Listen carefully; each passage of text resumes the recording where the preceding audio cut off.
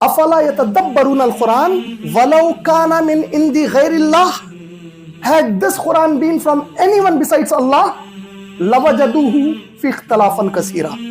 You would have found contradictions in the Quran. It's a challenge to the reader.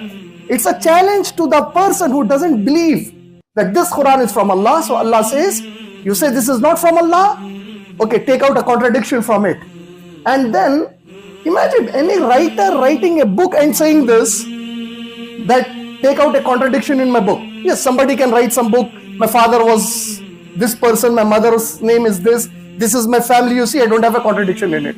No. It is talking about a knowledge that nobody knows and somebody speaks for the first time, and the eloquence of the subject. In that regard, Allah says, take out a discrepancy. And 14-50 years have passed. Nobody has dared to do it, not even the chat GPT. With AI becoming the routine of our life now, they tried to present it to chat GPT, and even chat GPT did not take out a contradiction. Yes, there can be contradictions in the translations done by human beings of the Quran. The translation is human work. Human beings can make mistakes. There can be discrepancies in different translations. We are talking about the original Arabic in the Quran. This original Arabic that you have, there cannot be a contradiction.